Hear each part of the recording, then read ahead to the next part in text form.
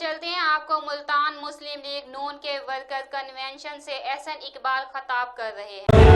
بسم اللہ الرحمن الرحیم۔ سب سے پہلے میں ملتان مسلم لیگ نون کا شکریہ ادا کرتا ہوں کہ آپ سب نے میرے جو مہمان ساتھی یہاں پر پارلیمنٹیرینز اور ہمارے سینئر ساتھی موجود ہیں، کارکن موجود ہیں، ہماری خواتین بڑی تعداد میں موجود ہیں، آپ سب کو میں اس جذبے کے اوپر مبارکباد پیش کرتا ہوں۔ بہت سے ایسے چہرے ہیں کہ جن کو میں مشرف دور سے دیکھ رہا ہوں کہ وہ مسلم لیگ نون کے ساتھ ایک چٹان کی طرح کھڑے رہے ہر دور میں، اور آپ لوگ واقعی سونے میں تولنے کے برابر ہیں کہ کتنے لالچ آئے، کتنے دباؤ آئے، لیکن آپ نے اپنے قائد اور اپنی جوان سے بے وفائی کو ٹھوکر ماری، یہی کردار ہوتا ہے۔ میرے بھائیوں اور بہنوں، آج آپ کے پاس آنے کا مقصد یہ ہے کہ ہمارے قائد نے اپنے خطاب میں ہمارے اوپر بڑی ذمہ داری ڈالی ہے۔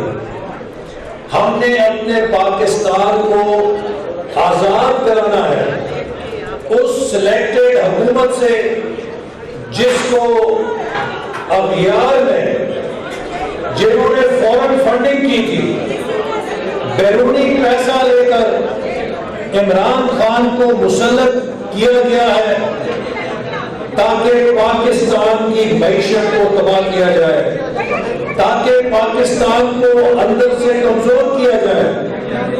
اور آج آپ نے دیکھا ہے کہ وہ ملک جو 2018 میں دنیا بھر کے اندر اپنی ترقی کے حوالے سے اپنی پہچان بن چکا تھا، آج وہ ملک دنیا کے اندر اپنی معاشی تباہی کی پہچان بن چکا ہے۔ دنیا کے اندر کوئی مثال نہیں ملتی کہ کسی ملک کو 2 سالوں کے اندر اتنی زیادہ معیشت کی بدحالی کا سامنا کرنا پڑا ہو جتنا پاکستان کو عمران احمد نیازی کی حکومت نے جھٹکا دیا ہے۔ ہمیں 2013 میں جب یہ ملک ملا، آپ سب جانتے ہیں کہ 2013 کا پاکستان کیسا پاکستان، روشن پاکستان، خوشحال پاکستان، توانا پاکستان، سنیا نہیں ہے، مختار پاکستان۔ میں 2013 کی گل کی ہے۔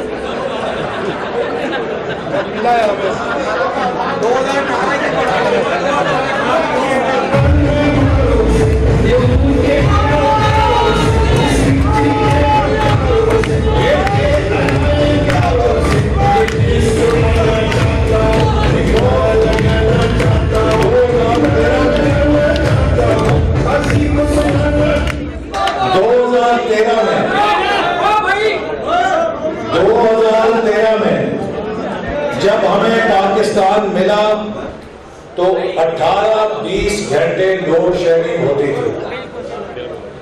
2018 میں جو ہمیں پاکستان ملا، پاکستان کی معیشت کا پہیہ بند ہو چکا ہے۔ 2013 کا پاکستان ملا تو ہر دوسرے دن ایک خودکش بمبار پھٹتا تھا اور درجنوں قوم کے بیٹوں بیٹیوں کی لاشوں کو تڑپاتا اور ان کے خون سے اس دھرتی کو سیراب کرتا تھا۔ ہمارے کندھے لاشیں اٹھا اٹھا کے تھک گئے تھے کہ یہ دہشت گردی کا جن کب بوتل میں بند ہوگا۔ ان حالات میں ہمارے قائد نواز شریف نے پاکستان کی قیادت سنبھالی، اور میرے بہنوں اور بھائیوں، 5 سال کے اندر وہ پاکستان جو اندھیروں میں ڈوبا ہوا تھا اس کو روشنیوں میں تبدیل کر کے دکھایا، جو ایک معجزے سے کم نہیں تھا۔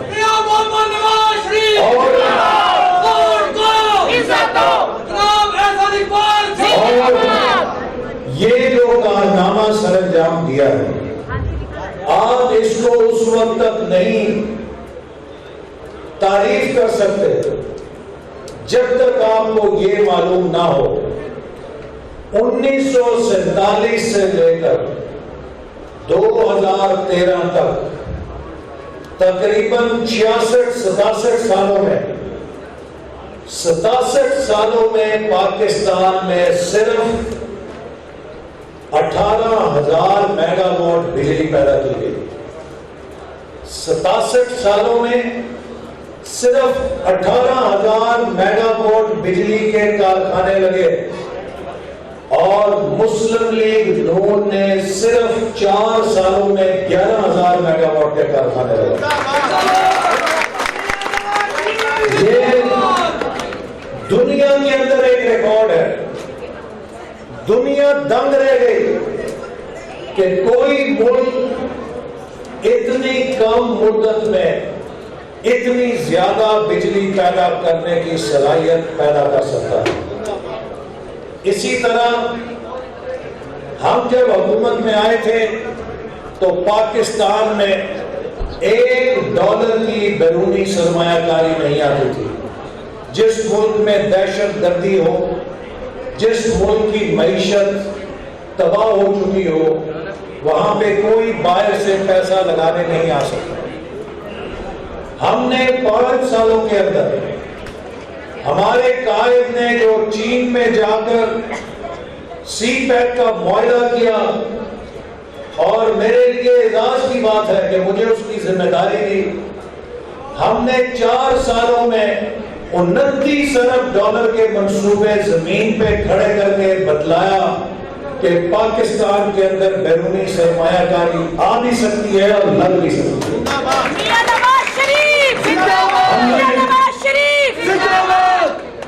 اپنے قائد کے نواز شریف صاحب کے ویژن کے مطابق 5 سالوں میں پاکستان کی تاریخ کا سب سے بڑا ترقیاتی 5 سالہ منصوبہ، جس میں 3200 ارب روپے کے ترقیاتی منصوبے لگائے گئے، اسے مکمل کیا. اور آج میں سمجھتا ہوں کہ اہل ملتان سے زیادہ کوئی نواز شریف کی حکومت اور مسلم لیگ نون کی خدمت کی گواہی نہیں دے سکتا کہ لاہور جانا ہے تو 3 گھنٹے، سفر جانا ہے تو 3 گھنٹے. آج اہل ملتان کو جو 2 موٹر ویز کے منصوبے ملے ہیں، لاہور ملتان اور ملتان سکر، اس نے جنوبی پنجاب کی قسمت بدلتے رکھ دی.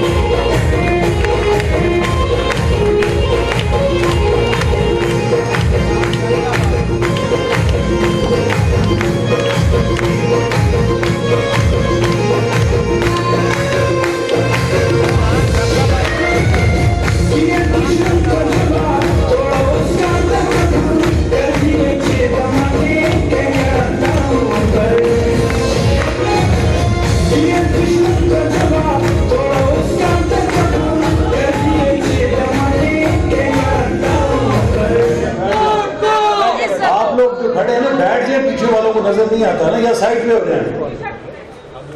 اور اسی طرح ملتان سے جو شخص اسلام آباد جانا چاہتا ہے، کہاں 8 اور 9 گھنٹے کا سفر ہوتا تھا، آج 5 گھنٹوں میں آپ اسلام آباد پہنچتے ہیں. یہ عمران خان جب ہم یہ منصوبے بنا رہے تھے تو کہا کرتا تھا کہ قومیں سڑکیں بنانے سے نہیں بنتی. آج مجھے بتائیں، کیا سڑکیں بنانے سے ترقی کا دروازہ کھلتا ہے کہ نہیں کھلتا؟ یہ شاہراہیں ہیں، یہ راستے ہیں جو تعلیم لے کر جاتی ہیں، جو صحت لے کر جاتی ہیں، جو کاروبار لے کر جاتی ہیں، اور ان شاہراہوں کے اوپر پسماندہ علاقوں میں خوشحالی دوڑ کے جاتی ہے. اگر پسماندہ علاقوں کا ترقی کے ساتھ شاہراہوں کا رشتہ نہ بنایا جائے تو یہ پسماندہ علاقے ہمیشہ پسماندہ رہ جاتے ہیں. اسی طرح بلوچستان کے اندر، خیبر پختونخوا کے اندر، گلگت بلتستان کے اندر، آزاد کشمیر کے اندر مسلم لیگ نون کے دور میں تاریخی ترقیاتی منصوبوں پر کام کیا گیا، اور ان منصوبوں کے ساتھ ہم نے ملک میں نوجوانوں کی تعلیم کے لیے پاکستان میں ہائر ایجوکیشن کمیشن کے ذریعے سب سے زیادہ فنڈ خرچ کیے، چونکہ ہمارا ویژن یہ تھا کہ پاکستان کے ہر غریب گھر کے بیٹے اور بیٹی کو یہ حق ملنا چاہیے کہ اگر اس میں قابلیت ہے تو وہ دنیا کی بہترین تعلیم حاصل کر سکے. اور اس مقصد کے لیے ہم نے پسماندہ علاقوں میں یونیورسٹیاں کھولنے کا منصوبہ شروع کیا، جس کے تحت 3 سالوں میں پاکستان کے ہر ضلع میں یونیورسٹی کیمپس قائم ہو جانا تھا. لیکن عمران نیازی کی حکومت نے آ کر تعلیم کے فنڈ کاٹ دیے. آج ہر یونیورسٹی اپنی فیسیں بڑھانے پہ مجبور ہو گئی ہے اور غریب آدمی اپنے بیٹے اور بیٹی کو تعلیم نہیں دے سکتا. یہ حکومت ہر اس ترقی کو برباد کر رہی ہے جو مسلم لیگ نون کے دور حکومت میں شروع کی گئی تھی. میرے بھائیوں یہ کہتے ہیں کہ ہم نے قرضے لیے، ہم نے 10,000 ارب کے قرضے لیے، لیکن ان قرضوں کو پاکستان میں انفراسٹرکچر کے منصوبوں پر استعمال کیا، ان کا پیداواری استعمال کیا، بجلی کے کارخانے لگائے، موٹر ویز بنائی. جو قرضے کے ساتھ ترقیاتی منصوبے بنتے ہیں وہ معیشت کو ترقی دیتے ہیں اور اس ترقی سے ان قرضوں کو ادا بھی کر دیا جاتا ہے. لیکن ہم نے 5 سالوں میں جتنے قرضے لیے، عمران احمد نیازی کی حکومت نے 2 سالوں میں اس سے زیادہ قرضے لے لیے ہیں. لیکن اگر یہ قرضے لے کر وہ پاکستان میں ثابت کرتے کہ کوئی ترقیاتی منصوبوں پہ یہ 10,000 ارب خرچ ہوا ہے تو ہم انہیں معاف کر دیتے. لیکن یہ 10,000 ارب روپیہ سارے کا سارا عمران احمد نیازی کی حکومت کی نالائقی کی قیمت میں چڑھ گیا، چونکہ یہ 2 سالوں میں ٹیکس اکٹھا نہیں کر سکے، یہ 2 سالوں میں اپنے اخراجات نہیں کم کر سکے. تو جو خسارے میں اضافہ ہوا ہے اس خسارے کو پورا کرنے کے لیے یہ قرضے لیتے رہے ہیں. اور یہ قرضے جو عمران احمد نیازی نے غیر پیداواری مد میں لیے ہیں یہ آج پاکستانی قوم کے گردن کا پھندا بن چکے ہیں.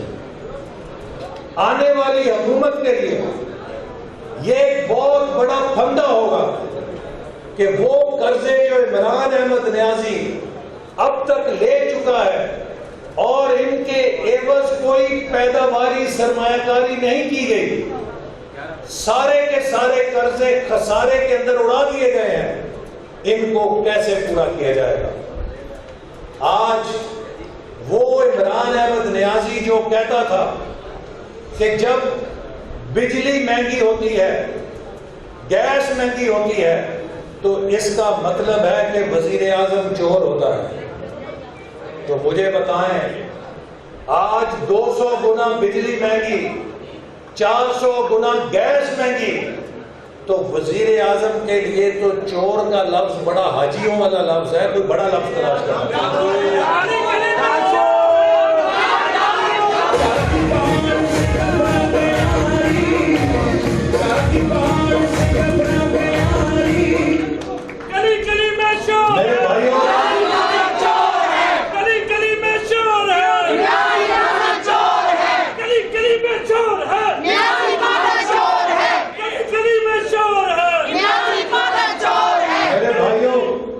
عمران احمد نیازی جن کو کرپٹ کہتا ہے، مجھے کوئی بتائے کہ وہ کیسی کرپشن ہے کہ جو 5 سال غریب آدمی کے لیے چینی کی قیمت 52 روپے کلو رکھتی ہے، اور خود کو پارسا ایماندار کہنے والا بتائے کہ وہ کون سی ایمانداری ہے جس سے چینی کی قیمت 55 روپے سے 115 روپے کلو ہو جاتی ہے۔ دوسروں کو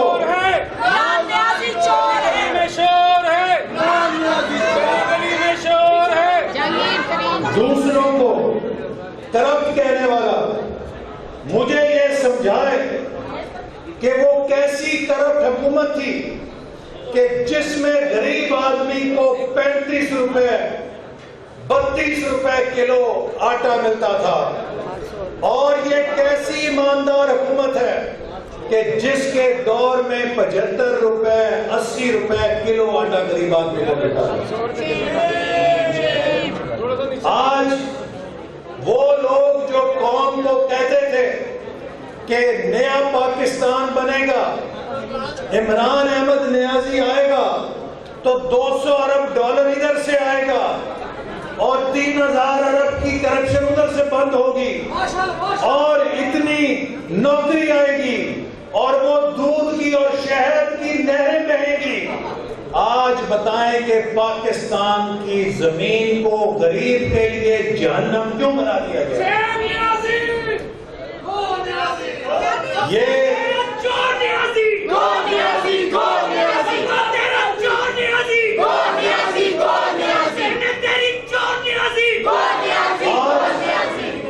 پاکستان کی زراعت تباہ ہو گئی، پاکستان کی صنعت تباہ ہو گئی، پاکستان کا تاجر رو رہا ہے، پاکستان کا صنعت کار رو رہا ہے، کسان رو رہا ہے، مزدور رو رہا ہے، خاتون خانہ رو رہی ہے، اس سے بجٹ نہیں چلتا، نوجوان رو رہا ہے، ڈگری ہاتھ میں پکڑ کے کھڑا ہے، اس کے لیے کوئی روزگار نہیں ہے۔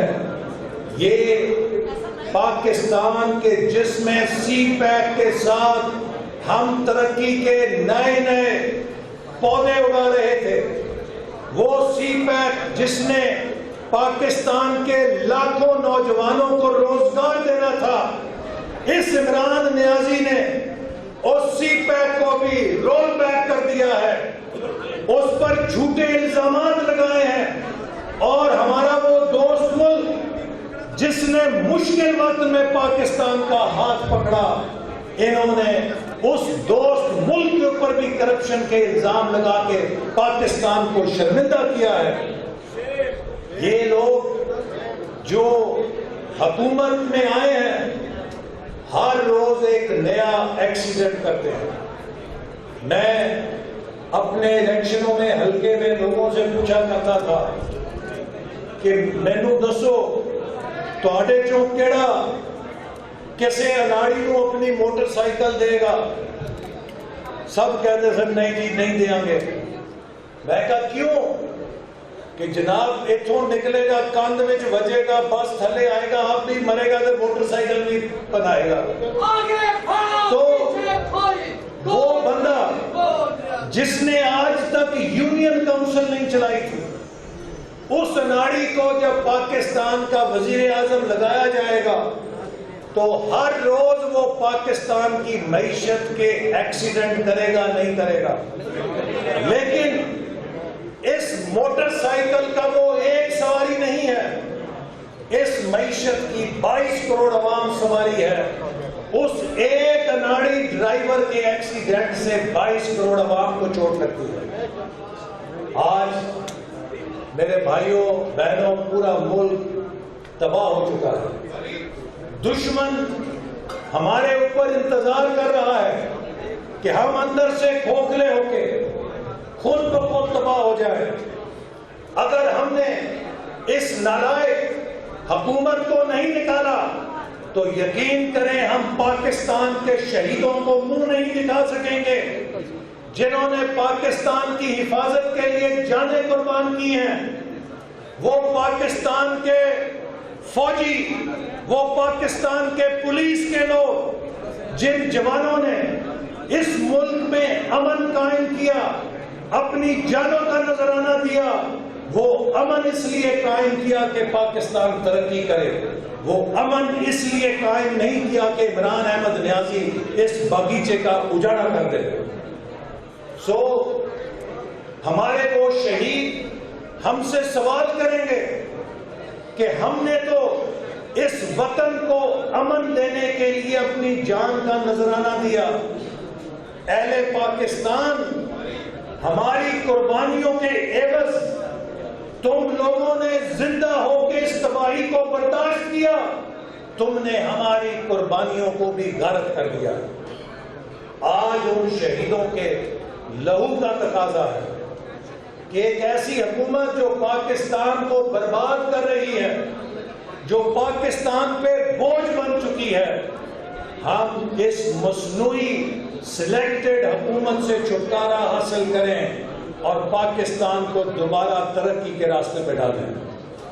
میرے بھائیوں اور بزرگوں، قائد اعظم نے یہ ملک اس لیے نہیں بنایا تھا کہ یہ دنیا کے غریب غربے ملکوں کی فہرست میں ایک اور ملک بن جائے۔ قائد اعظم نے یہ ملک اس لیے بنایا تھا کہ ہم دنیا کو بتلائیں کہ ہم حضرت محمد مصطفیٰ صلی اللہ علیہ وسلم خاتم النبیین کو ماننے والے امتی، ان کی تعلیمات پہ ایمان رکھنے والے لوگ آج 20ویں 21ویں صدی میں دنیا کو ثابت کر سکتے ہیں کہ ہمارے اندر ایک کامیاب ریاست چلانے کی صلاحیت ہے۔ یہ ایک بہت بڑی ذمہ داری تھی جو ہمیں دی گئی، لیکن 72 سال ہو گئے ہیں، یہ ملک آج بھی ٹھوکریں کھا رہا ہے۔ کیوں ٹھوکریں کھا رہا ہے؟ کہ یہاں پر اس ملک کے عوام کی منشا سے حکومت نہیں چلائی جاتی۔ یہ عوام جب کسی لیڈر کو منتخب کرتے ہیں تو کبھی کوئی جرنیل اس کو نکال دیتا ہے اور کبھی کوئی سپریم کورٹ کا فیصلہ اسے نااہل کر دیتا ہے۔